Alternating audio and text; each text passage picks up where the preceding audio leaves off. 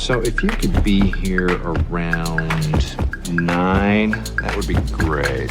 Okay? Well, listen here. Hello, and welcome to 90 Day Fiancé K. I'm Mr. O, and today, Ms. H and I will be discussing Season 4, Episode 8 of The Other Way. In this episode, Danielle wants Yohan's permission to meet with her friend/ex, Mahmoud's brother Ahmed tries to broker a peace, Isabel's parents react to Gabe's news, Jen gets more evidence about Rishi's shady behavior, and Kris and Jeymi tie the knot. If you also watch Love After Lockup, you should listen to our other channel, Love After Lockup K, where we're covering the new season of Life After Lockup. Alright, thanks for listening, stay safe, and enjoy. Hello, Mr. O. Hello, Miss H. How are you today? I'm not doing too bad. I didn't have to go to work, so that's always important. Yes, we are both on spring break, which makes it a good day, good week. Yep. And this is really the time to wrap up things, get into Easter. It's nice. Good days. So let's start with, let's start with the good day. One couple had a very good day, and that's Kris and Jeymi. So it's day 9 for Kris to be in Colombia, which, if we remember correctly by the original timeline, means it's their wedding day. So we first see them meet with Juanita, their wedding planner, and they go to their respective hotel rooms to get ready so that, it'll be a surprise what they look like during the ceremony. So we get a flashback of Kris finally getting to meet Jeymi's friends, Alex and Leo. Remember the last time she didn't get a chance because she was in bed sick with her neck hurting. And so she didn't. So we see them in, I don't know, but only in flashback form. So it must not have been a very interesting scene. But they're here today because they're going to do the hair and makeup. So, one's going to do the hair, one's going to do the makeup, and they're going to switch. So they do everybody's hair and makeup. Kris says at least that they've been reassured now that they've met her that she's not going to leave Jeymi again, which was their main concern last time. Mm-hmm. So, like I said, they kind of switch and do the hair. One goes to do Jeymi's hair, the other stays to do Kris's makeup. And then we get a supercut montage of everybody getting ready. There's a little bit of talking, a little bit out, but it's just like hair curlers, eyeshadow. Yay. So Kris tells us, and we see her put it on, is wearing her mom's wedding dress, which her mom got married to her dad in 50 years ago. And that dress looks every bit of 50 years old. Yeah, but it doesn't. Okay, it looked like the styling wise, it was 50 years old. It looked like the styles from 50 years ago. It did look good. It was well preserved. Well, no, I was going to say the part that I was like, I don't think it was short. She definitely got custom stuff done to it. Yes, it was had a short, it was short. It was like knee length, right? It wasn't like short, but it was knee length in the front and then had a long, it was a whole thing. But anyway, it was 50 years old. So Kris reminds us that she's had past weddings and that this one's different because she actually likes the person she's getting married to. So we don't see Jeymi's dress until she comes down the stairs, and hers is very much new and very much plain, no lace, nothing. And it's quite the contrast between the two dresses they have chosen. So it turns out that no one in her family was able to make the wedding. Kris had thought her daughter Star could make it, but she had exams. So everybody zooms in for the ceremony. So the ceremony is conducted in Spanish, and which Kris says, she's not really there for the words. It's as long as the vibes are right. So as long as you said it in the right tone of voice, Kris would have agreed to literally anything in the vows. Yeah. So the vows are pretty boilerplate stuff, even if Jeymi does hers in Spanish and is going to have to translate them later. So they kiss, and we get the uplifting post-wedding music, and a professional pops the champagne this time, so none of it gets spilled on the floor. And then the two of them kind of do the obligatory, we're married thing. So I want to say this is episode, 8? Yeah. Is this the earliest we've ever had a wedding? There's got to be a lot more story here that's going on. Well, I think maybe we're in luck because I think there is a lot more story with them, right? We get a potential ghosting later. So, I don't know. I feel like there have been certain situations where there was a wedding early on, but it was only because there was a lot of drama following the wedding. Sure. Right. And I feel like that's what that has to mean, right? If there wasn't drama following the wedding, we would not be getting a wedding this episode. Right. I'm trying to think of the other way people who got married kind of early on. It's kind of hard to say with the other way because some of them are married already.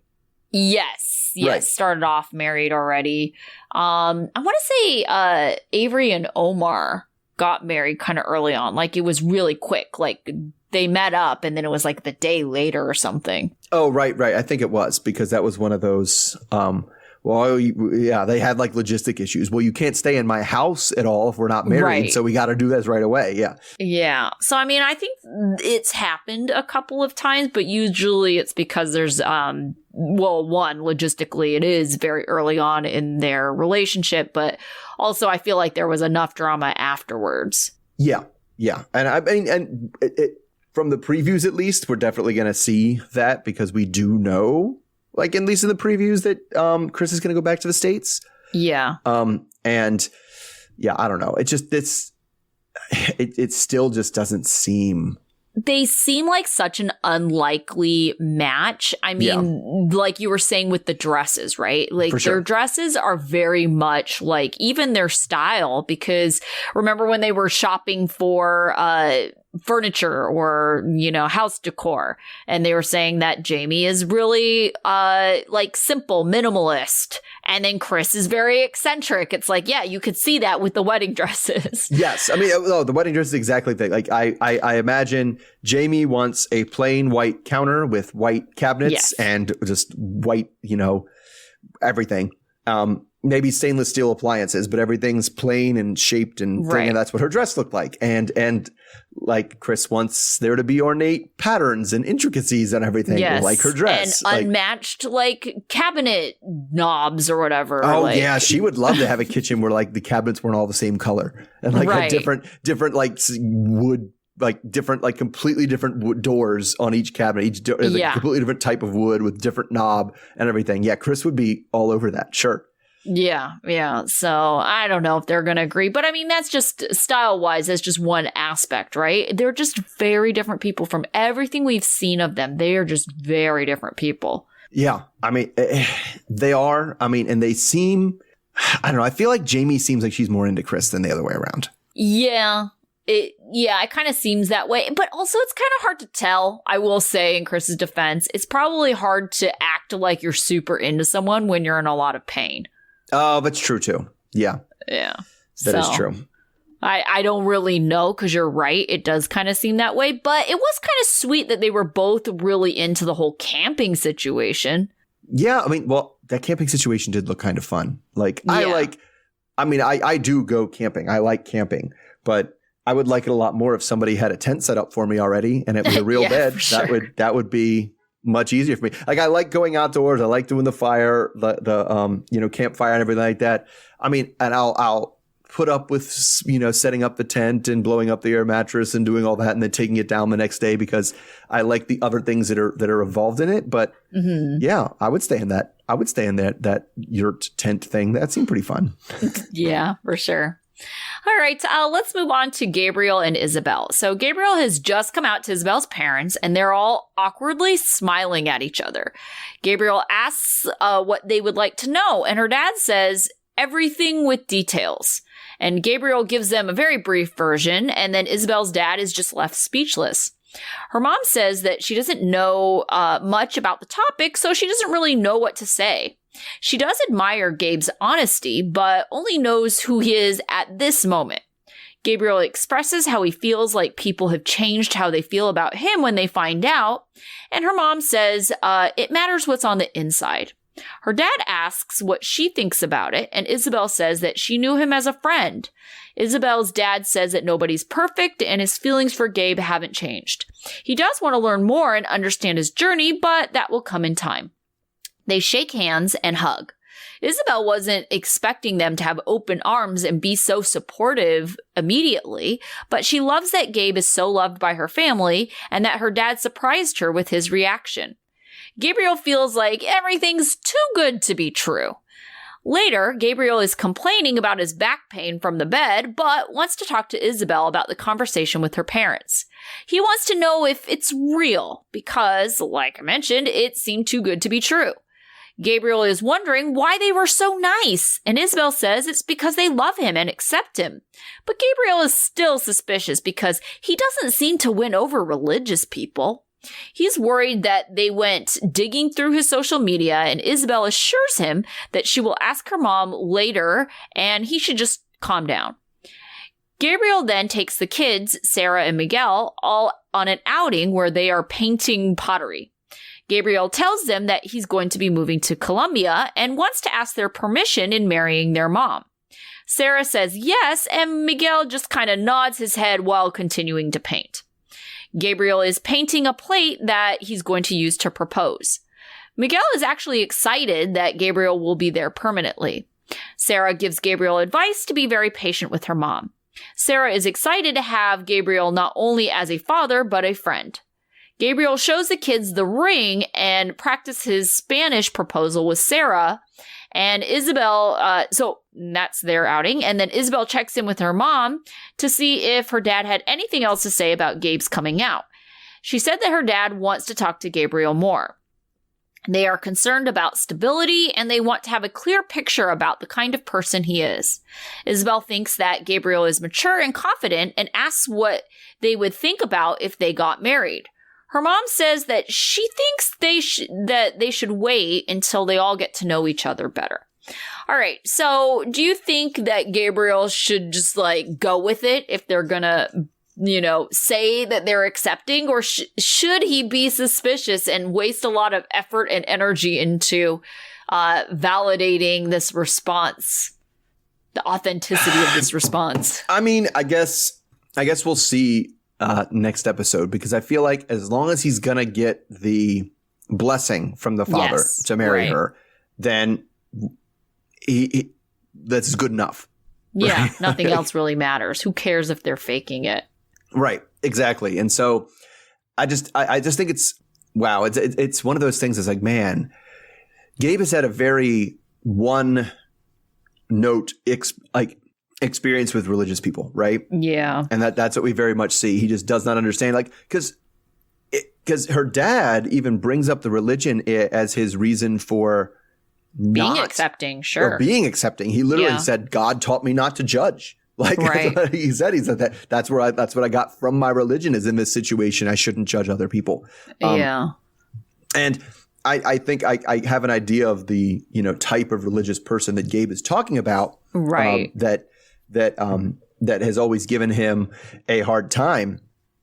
But I think that's maybe why it's good for him to get out of the States.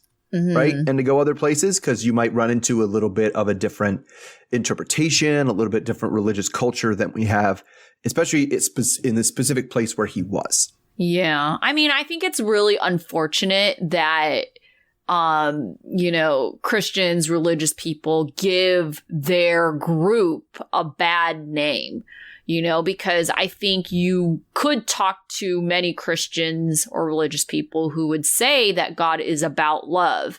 Mm-hmm. And even if you don't agree with someone's life, it's like God still loves that person. I really believe there are people out there that think that. But the problem in America, at least, is that even though people feel that way, they are more quiet about things, and they have the vocal that kind of speak up on their behalf. And so that's the impression that everybody has. For sure. Yeah.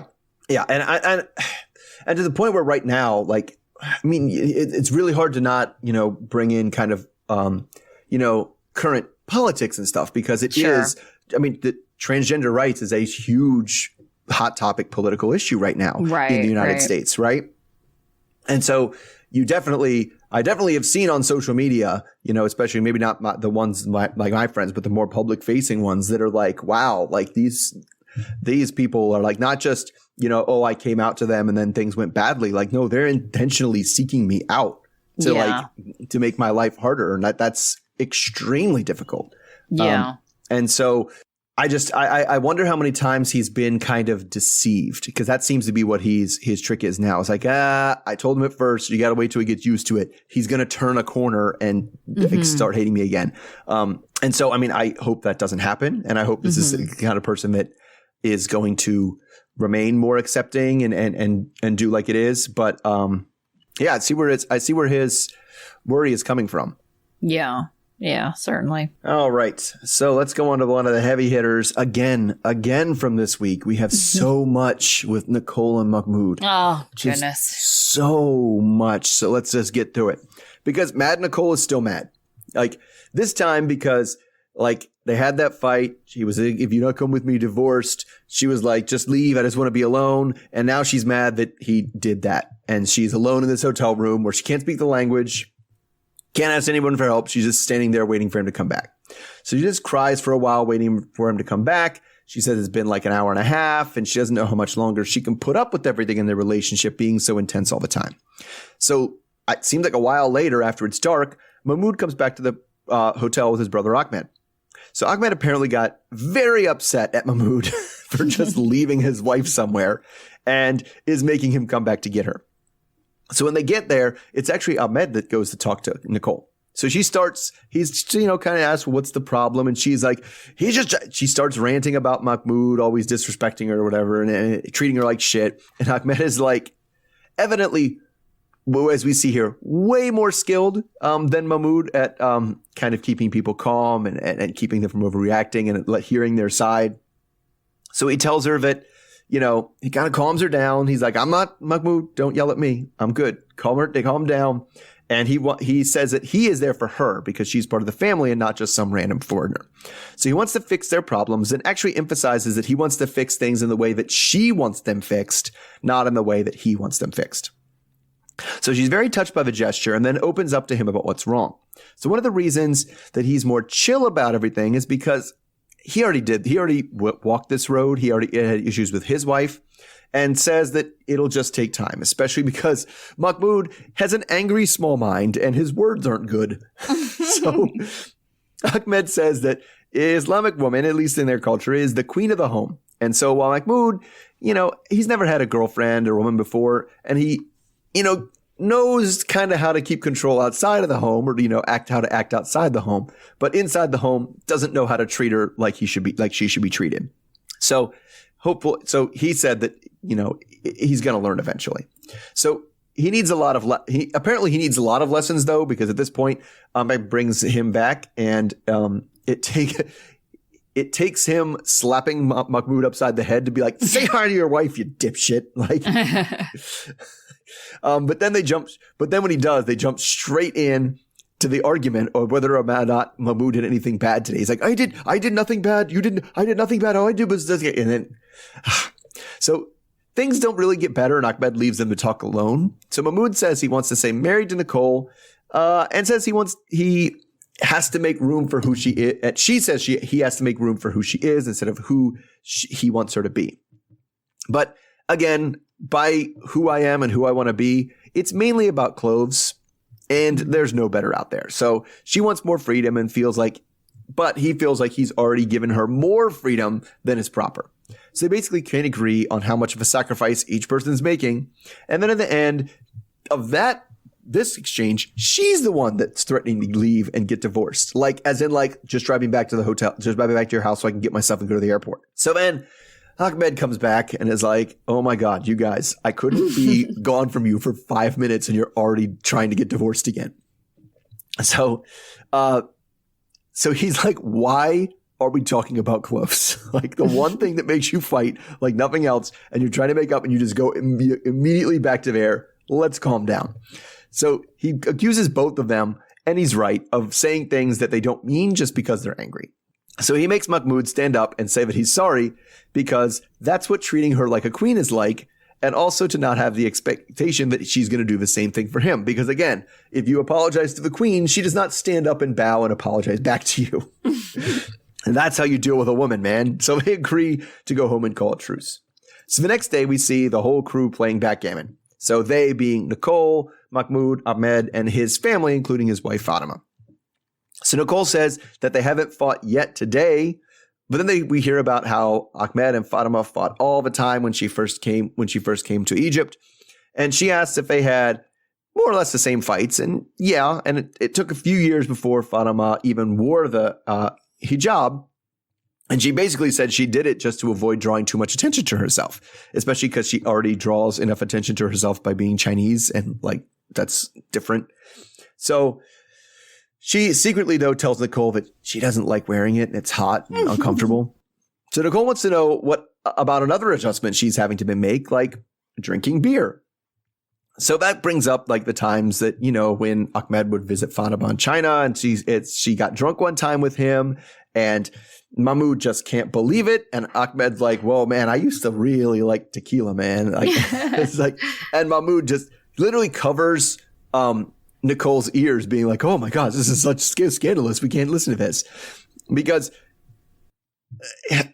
but what it basically seems to come down to is Ahmed, was trying to let Mahmoud know that no one's perfect, and that's okay. Mm-hmm. People make mistakes. People do things they're not supposed to do. That doesn't make them bad or evil. It's okay. But Mahmoud actually seems very upset learning that his brother has drunk alcohol before. And he's even in an interview says he's still mad about it, but is kind of getting the point-ish. Like, oh, I guess, people make mistakes. So, and it's been a long time. So Ahmed says that Nicole has some flaws and Mahmoud needs to accept them. And they both need to acknowledge that, they both acknowledge that they just jumped into everything way too fast, especially Nicole, who says she agreed to things that she was not ready to agree to. And they need to fix those things. But Ahmed says, no, you don't need to fix those things. You need to start over and build something new. So they say they'll try, but I don't know. We'll see how it goes. So I don't know. I just felt like in this episode, I mean, we both kind of had the ideas of how dumb Nicole is and everything. But yeah, I mean, is there any limit to how stubborn Mahmoud is? Oh, no. They're both, like, not good. Because I was going to say, Nicole, like, leave me alone. Wait, why did you leave me? That is just, like, the dumbest thing, right? It's just like, you told him to do that. So you got to think about the consequences. And then I do think they need someone like Ahmed in their life because, you're right. Mahmoud is very stubborn. And I think that he has this unrealistic, perfect expectation of everyone to be perfect 100%. All the time. Yeah, with like their religious beliefs. And so I think it really did bring him back to reality to hear that his brother had what he would consider indiscretions, right? But I mean, just realizing that it's kind of normal day-to-day stuff and it's like, it doesn't make him a bad person. He still believes, he's still religious, but it doesn't mean that he hasn't tried. I mean, even the Amish have Rumspringa, right? Right.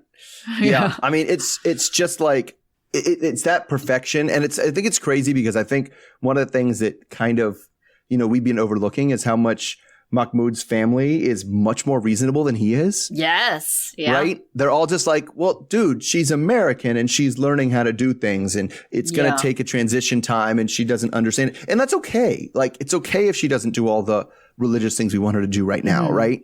That's okay. She'll learn how to do them. She'll learn why we do them. She'll learn how it goes and just chill, dude. And he will not chill. Right. Yeah. And I thought it was a good, we kind of skip over it when they did it. It's like his uncle was literally like, really? You're making her wear the hijab and you're making her wear all these clothes and do this and you haven't taught her how to pray yet. He's like, dude, prayer is much more important than all the clothing choices. Right. Like you're just because that's the issue I really have with his stubbornness is it's all about appearances.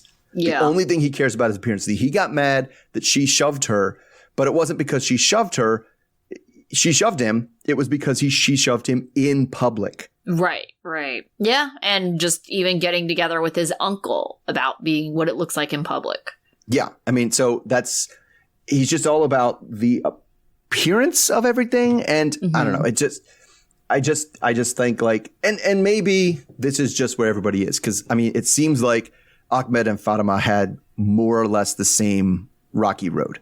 Yeah. I mean, it's reassuring, I'm sure, to hear that, they've had challenges and things like that, because if you kind of see the end product and you kind of think, oh, they seem to be like, a great couple and, she seems to have adjusted really well and, and realize that it was a journey to get there, I think it would make it seem like it is possible and that, she should just stick with it. And instead of threatening every 10 minutes that she's going to go back home.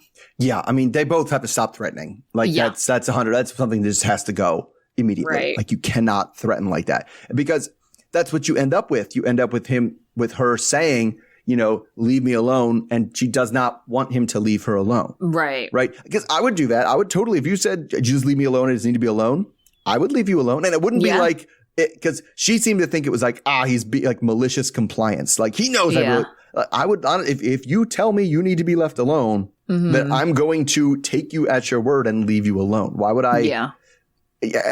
How could you live in a world relationship where leave me alone doesn't mean leave me alone? Like that's way too stressful of a life for me. I couldn't handle that. Yeah. Yeah, definitely. I do feel like this segment of theirs in this episode was less frustrating to me because I felt like the brother stepping in made it feel like there was progress in this argument. Oh, absolutely, for sure. Like, yeah, because we saw especially the way we kind of saw what happened before the brother intervened. And just because like you did something wrong. I did nothing wrong, but you did this wrong and you did this wrong. No, I didn't do anything wrong. You did something wrong. You did this wrong. And it was like, and then let's go back to the how you dress. And it's just like, oh my gosh, could we stop having the same argument over again? Because it's like really doesn't look anything different. But this week it was like, oh, thank goodness someone is like changing things. Yes, just changing the dynamic and literally just be like, stop. Just stop fighting about that. And it's and I do agree. Because Mahmoud tends to want to do this. I'm tired of fighting. I'm getting tired of fighting. Let's just not talk about it. Yeah. Right. And to be fair, Ahmed's solution was not to talk about it, but his was more like, don't talk about it when you're already flooded with emotions. Yeah. Like you're not going to be able to do anything. Because that's really what happens there is they both of them, when they don't get their way or things go wrong, they just get flooded with emotions. And when you're flooded with emotions, you tend to not say anything. That you either say things you don't mean or you say things that don't make sense. Mm-hmm. I mean, thankfully, I think we all struggle with this a bit when we get upset, right? And I do too, but I tend to be more in the say things that don't make sense, like realm. So I really buckle at these say things you don't mean people. Just like, that sounds awful. Yeah, definitely. All right, let's move on to Danielle and Yohan. So Danielle doesn't know what to do with her New York license plates, which she has brought to the Dominican Republic because she forgot to drop it off before she left. Danielle has just arrived and she is settling into the apartment that Yohan picked out. She likes it, but doesn't think it's sustainable financially. She has set up an Ifa reading with Baba, her, guru, for Yohan. Her friend Stephanie is joining them on Zoom, and Yohan says he's excited, even though he is watching the reading and just kind of looks confused. Yohan likes that he is told he was born with a crown on his head. Baba tells him to be careful of fish bones in his throat and of mushrooms. Yohan thinks that the advice is weird and doesn't know how not eating food brings him closer to God. Yohan says that his religion is in his heart and it's not going to change in a day. As they are talking, the lights turn off and Yohan tells Danielle that she needs to pay for the electricity. Danielle is annoyed he didn't tell her earlier. She thinks that this shows that Yohan doesn't take initiative to get things done. Danielle is excited about a night out to celebrate their 1-year anniversary.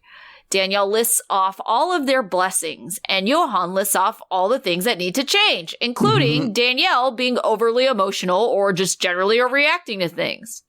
She agrees that those things do need to get some work on it, and then she tells him that she wishes he would allow her to have guy friends. He agrees to this as long as it's equal, he says, so Danielle says, well, her friend from the past is in town and wants to meet up. Her friend Talon is out on vacation, and Danielle describes him as an important person in her life, but really, it's her ex-boyfriend. She tells Yohan that she told Talon that she has a husband, but Yohan doesn't want to be friends with her ex-boyfriends. Yohan says that he's not going to feel comfortable, but Danielle is kind of being pushy about him meeting Talon. Danielle defends, this whole friendship meeting up, saying it's not weird in her country to be friends with an ex. Yohan, on the other hand, thinks it's a huge lack of respect. All right, so what do you think?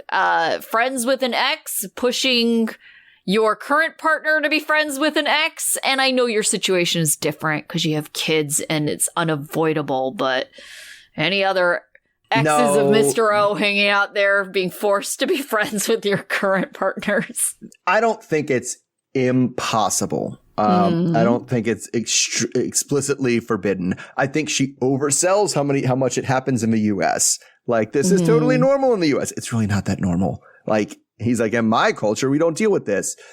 But I think the way she's kind of cagey about what their relationship actually was and where it actually stands and not being, you know what I'm saying? It requires a certain level of transparency at the base, right? If you don't have a certain level of transparency going on with this ex and what you're doing with this ex and where you are with this ex and what happened between you and this ex, then no, you can't. It's not possible.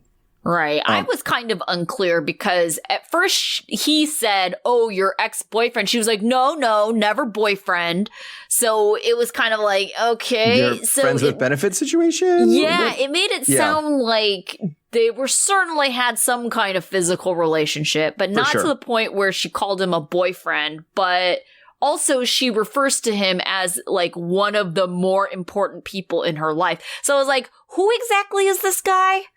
Right. Yeah. I was there. And I think that's where I'm with Yohan. Like, you can be friends with a lot of people. And if there's a past and I can be confident that what was in the past is in the past. Right. And this is a different thing. I can be on board with that, but not if I'm not exactly sure what your relationship was and where your relationship is and who is he with. And she's just like, well, it's just my friend. So you just have to deal with that. Like, whatever, then that's not okay. I'm not going to lie. I think it's incredibly suspicious when people like maintain relationships with their ex. I mean, I'm not saying that I'm not guilty. I certainly was guilty of it until like probably my mid 30s, I would say. And I think it's like a young person thing, but I think there is something kind of subconscious about like just kind of keeping options open. I mean, but I also think young person thing, it also tends to be like, well, you dated another person in the friend group. In the same social circle. Yeah, that's true too. Yeah, I mean yes, you're right. That's kind of a different situation. But even still, like, I would think that when you break things off with someone, that you can kind of keep separate friends. And the friends that are really worth having around will stick around. And it doesn't mean you have to have anyone choose sides. It just means that they, you know, you don't get to do things like in the bigger group, you know? Yeah. I mean, and the way she kind of described the situation is it seemed to me that he was always someone she would have considered a friend. Yeah. But they also hooked up a few times. Right. Like and that's more of what's kind of going on in terms of, and it was like, well, yeah, we hooked up a few times when we were drunk 10 years ago. Like, that's done. We're not doing I don't know. Anymore. She made it sound like it was like a few years ago. Yeah. But I'm saying, I'm saying if I'm Yohan, to be comfortable with the situation, right? I need to have that assurance that what was in the past is in the past. And this guy isn't booty calling her when he goes to DR, right? Yeah. I don't know. I find it incredibly suspicious. I'm kind of team Yohan on this one. It's just I agree.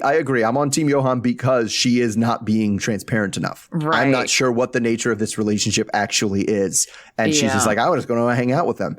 So I don't know, but I don't. At the same time, I feel like he's jealous because they brought up like being equal. She was like, oh, well, I tell you about my guy friends and then you get upset. And he tells her, oh, I don't have any, girlfriends. And then she finds out that he does. And that's the part where she's just like, you can have girlfriends. You just need to be honest about it. Right. Now, and we could go back because we had to go back to the beginning part with the divination and the chain and stuff. Baba? Oh my God. I'm fine with Baba. Baba's fine. Baba does what he does. What bothers me is I'm actually really bothered by the way she picks and chooses from different religions. Yeah. It's like it bothers me that I feel like she has the entire global religion. She's like, ooh, I'm just going to smorgasbord pick the good things, the things that make me feel good. And all the parts that require discipline or sacrifice or changing what I do. Now, those parts of the religion are butt. I'm just gonna go and choose. I'm gonna go to every religion. I'm just gonna eat the dessert from every religion. That's my religious practice. And the way she talks about it is like so snotty. I've recently become a student of the Ifa practice. I was like, what? Shut up. Oh my God. She did. I think this isn't the first time we've heard of it because I've seen Baba before. Where I think it was like on Love in Paradise. And I want to say that Baba also gave her very weird advice because I'm kind of with Yohan here. I don't think Baba's trying to say like, oh, foreshadowing your death, you're going to die. Don't like eat. I thought he was. I thought he literally said he was going to choke on a fishbone. Yeah, but I don't think he means it like that literally. And I think that's the part that's confusing because Yohan's like, wait, I thought you were supposed to tell me how to be closer to God. What does not choking have to do with that? Now, to be fair, Yohan's version of religion is also silly. Like, what's your religion? Well, if I want something from God, I ask for it. And manifest it and do nothing else. That's my entire religion. Do I do anything for God? No. Like, right. I ask the big guy for favors sometimes. That is my religion. Yeah. But I think he had her plant some banana tree or something like that. And it was supposed to help with her fertility.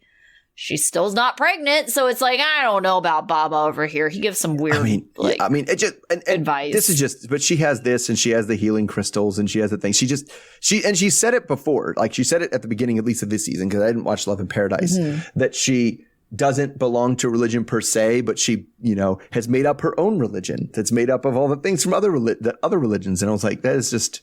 Like I've heard of, cafeteria people from other religions, but like this takes it to just an extreme. Yeah. Manifest. I like the part where we manifest stuff. I don't like the part where I have to give to charity or work or anything like that. Let's get out of it. Yeah. Or do anything. Yeah. Yeah. Yeah. All right. So that brings us to Jen and Rishi. So Jen is spraying a wasp nest and, trying to solve a problem, getting bug killer in her eyes. So I think that might be some sort of metaphor for everything that's going on here. Maybe. I don't know. We'll figure it out. So she obviously is still in the States and she's worried about getting back to India and Rishi. So she zooms with her friends Myra and Randy and she tells them that she managed to get her 10-year visa reinstated. So now she'll be able to go in. She'll go back for good in a couple of weeks. So Randy seems to think that this is just another trial run. What are you just trying to do? They figured out what's going on, but that's because they don't know about this reproposal he did before she left. And now he's and also how he's like really going to tell his mom soon, guys, like soon, like any day now, he's going to tell her. So she wants to give him the chance to follow through on everything. And when she's actually there today. So Myra is worried that about that he might be cheating on her because how can you prove he's not? But Jen says he hasn't done anything shady. And that's when Randy brings up when he was, and I put heavy quotes on this, hitting on her via social media before she left the first time. But Randy also comes with more receipts that for some reason she didn't tell her about the first time, that he sent a shirtless pic to her. So she forwards the screen cap to Jen, and it's in response to a message that just says, "Let me see a pic." And it's I was just taken by this. It was clearly like a professionally taken shot from a modeling job that he had.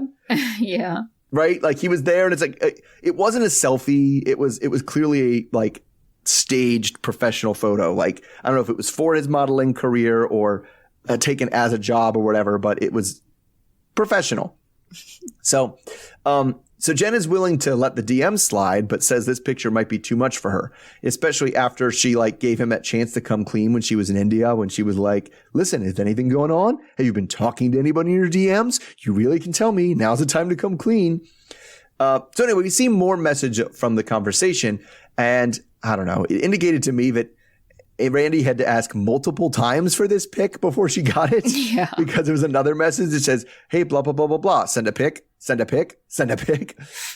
And it was also in the context of her pretending to be a model and talking about how she was going to meet with agents and stuff. So Randy still insists that this was him hitting on her, which is enough evidence for Myra. She's like, red flags, this guy's shady.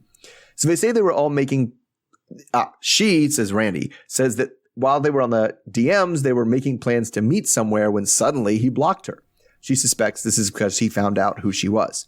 So Jen is upset about it and just can't end the relationship and wants to get to the bottom of it once she's there. So then we switch to Rishi, who is dancing with her friend Kushi. So they're working on a new choreography for her, I think, a dance aerobics class. And when they're done, they sit down and kind of discuss life. So he tells her that Jen is on her way and that they're gonna get married, but Kushi says that's bullshit because he hasn't even told his family about her yet. So she says, even I would be upset if my boyfriend dragged his feet this long about telling his family, and I didn't even move to a whole other ass country for you.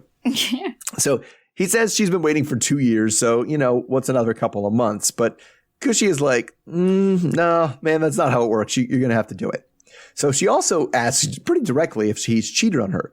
And he says no, but even she seems to have her she seems a bit skeptical because she's like, we go hang out all the time, and every time we're out, we always catch you at the bar flirting with girls. You disappear. You just disappear, and we're like, where's Rishi? Oh, there's all the group of hot girls. He must be over there. So all his friends assume he's not being faithful, but he insists that he's innocent. So Jen has now been home for 4 months, and it's time to go back to India. I just think it's crazy that it's 4 months, and we know that for like Jeymi and Kris, it's day 9. Yeah. Right? Yeah. And now it's time to go back to India, hopefully for good. So of course she's excited to see Rishi, but they still have a lot of work to do, including confronting him about the photo that he sent. So his sister-in-law, Tara, is driving her to the airport, and she's planning on getting her advice about, seeing the shirtless pic. So Tara can't believe he's just not shirtless in this picture, but it's like a towel. So he's basically naked. And that's not okay. So Tara thinks this guy is covered in red flags and can't believe that Jen is still on her way there. So now Jen is arriving to the airport, extra stressed because she feels like she might be making the wrong decision. And we leave her at the airport. Okay. So what's your take on the shirtless pic gate here? I don't know. I think just like the first message, it's not really exactly smoking gun, right? Exactly. And especially like we didn't see the full context of the conversation, because if she was talking about like modeling or something like that, maybe she asked to see modeling pictures. Yes, that's what mine too. It sounded like she was talking about going to see a modeling agent. He could have been like, "Oh, I have a great guy. If you need, pictures taken, about, for headshots or whatever, I know a great guy who can do that." In which case she would say, "Oh, great, let me see one of them." Right. And that's what he would send her. It is kind of shady that he blocked her, because it's like, but then once again, you need more context of is it because she was getting flirtier and flirtier? And he's like, I don't know how to say no to this person. I'm just going to block her. Because I could see that. I mean, I could see her being like, how about one without the towel? And he's like, nope, block. Like, yeah, right. Right. Like, because that's what she seemed to do. Like, this wasn't. Yeah.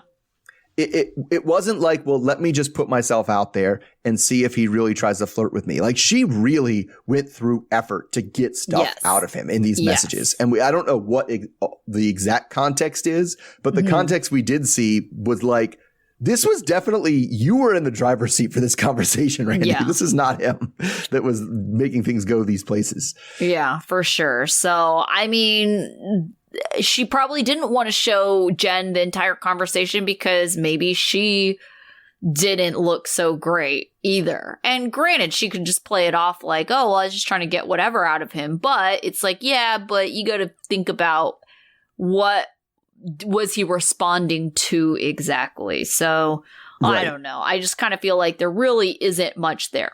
I did notice one thing, though. Jen, did she freaking lose her ring again? Because she is not wearing her engagement ring unless they have it on the other hand. But I was looking and I'm just like, did she freaking lose her ring again? I wasn't paying any attention to it. But, I mean, let's just hope she has it packed and she doesn't want to wear it on the plane. Because some people don't wear jewelry on planes because you get sausage fingers. Oh. I definitely have known people who did that. They have to take off their rings and stuff when they go on planes because their fingers fatten up a little bit and it's uncomfortable. So maybe we'll give her the benefit of the doubt on that, because I feel like if she lost the ring, we definitely would have heard about it. Yeah. So I don't know, but I was like, oh goodness. So do you think that she's gonna go there guns a-blazing, like accusing him of things, or do you think it's just gonna be like, oh hey, in passing, my friend was talking and I think she's going to pull a very similar thing that she did the first time. And that, like, I don't think she's not going to be in there like, explain this, asshole. Like, she's not going to do that. And then, yeah, I think she's going to try to make it sound like she's doing it in passing. Oh, just like, have you ever sent like pictures to anybody? Yeah. And try to get him to admit to something before he's like, what are you talking about? Like, I'm a model. Now, I think the much more incriminating part of the whole scene was his friend Cushy being like, but you're like always hanging out with the hot girls at the bar. Yeah, definitely.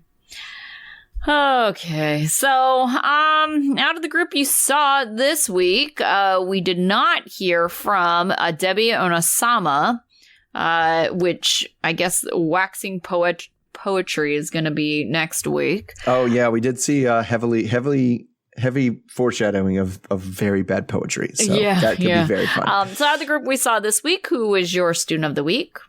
I went with Ahmed. It's a good example of how, and you know what? I'm actually glad we had him because it's a good example of, because this is the second Egyptian man that we've seen that is just unbending, uncompromising, refuses to even understand. Mahmoud is. Yes, Mahmoud is. Mahmoud, and we had the other guy with Yvette and Muhammad. Right? This is the second Egyptian man. And both of them just completely, this is Egyptian culture. This is the culture. This is the culture. You can't blame me for being this culture. Yeah. And then we see somebody who, yes, eventually is a part of that culture and thinks things should be a certain way, but is way more understanding and is like, like you're American. Of course you wouldn't want to do this right away. We're hoping that in time, as you're part of this family, you'll want to become more Egyptian. And like, it's just like, oh, so it's not that this culture is, extremely stubborn and asshole. It's just that these two guys are extremely stubborn and asshole-ish. Yeah, no, I absolutely agree. Ahmed is also my student of the week because, even I said this was much more enjoyable to watch because I felt like it was going somewhere and they were certainly stuck in this weird, repetitive argument and they needed an outside person to kind of move it along. Yeah. And but the thing is, you can also tell that this whole family is just so annoyed at Mahmoud all the time because that's like, he's like, listen, you need to treat your wife with respect. You need to, sit down and say hi and apologize to her. And he's like, hi, why you not do what I want? And they're like, what, dude? So the entire family is like, dude, like, come on. Yeah, that's not what we said, buddy. Yeah. All right. Who is your dunce? I said Danielle, just trying to, she does this thing and she does it here where, she knows that she's asking for something wrong or that she's kind of on the wrong side of this argument. Right. But then is in order to, play defense on that we talked about it, sometimes people get overly aggressive and they get angry when they're on defense. She just gets super condescending and she's already always condescending anyway. And I hate watching condescending Danielle. She's the worst. Yeah, I think I'm definitely, we're on the same wavelength this week. Danielle is also my dunce, but I really thought it was very manipulative of her to really bring up this whole friend situation, right? Sure. It was very convenient timing. It was, I feel like it was this very roundabout way for her to ask for what she wanted because she started off with the blessings. Then, oh, what do you want to change in the relationship? Here's what I want to change in the relationship. And it's like, after all of that, it was like she had her opportunity to say what it was. And it was just like, it just felt very manipulative. Right. I mean, and I kind of forgot here because this whole thing was with them, between the two of them, was their 1 year anniversary of meeting. Yes. Of meeting. Yes. And so it's completely reasonable that this is some dude that she was hooking up with before she went on a vacation in a DR. Yeah.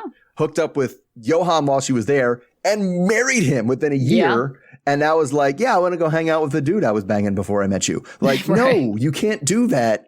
But also framed it as like, kind of like you said, doing that deceptive trickery of like, well, you have friends, so I should be able to hang out with my friend. And I don't see what the problem with that is. Like, you're being unreasonable. It's like, come on, like you know what's going on here. Yeah. All right. What about your life lesson? So if you actually do have, serious and deal-breaking reservations about your partner's fidelity, like you can't move there and then deal with it. That's something that has to be kind of nipped in the bud and dealt with before. And she's just like, well, I think he might be cheating on me, but I'll wait until I move to another country to even bring it up. Like, is pretty ridiculous. Yeah. So my life lesson is for actually a few of our Americans going abroad, but it's like you really need a support system when you're in a new area, right? And so I think we really saw this with Nicole this week is once she kind of felt like she had an ally or a friend, it really changed the conversation. It really changed her perspective on this whole thing. And I think that's just like so important because if you feel so isolated, if you feel so alone, it's so easy for you to be homesick and like give up on the situation. Yeah. Yeah. I mean, that's what I mean. And she definitely should. And I think we kind of see it in the preview. She needs to sort out some sort of expat community or something like that. Even if it's the coffee shop that the Americans go to. I would say the bar, but she's not allowed to go to bars, right? That the Americans go to just to hear other people speaking English, like for once, that's a big deal. And to have somebody else that you can call when you're stranded in a hotel. Right. Absolutely. All right. So, we're just kind of getting through this. We've only really seen one wedding we anticipate a couple of them, right? Gabriel and Isabel. Probably. Yeah. I mean, I don't think we're getting to, if I'm looking at it, perhaps, two of them are already married, right? We got Danielle and Yohan already married. We have Nicole and Mahmoud already married. So that leaves Gabe, Isabel, Debbie Osama, and Jen Rishi. And I don't Jen think and we're Rishi, getting, they got a long road ahead of them. They got a long way, and Debbie and Osama is not going to happen. Yeah, very unlikely. Yeah. All right.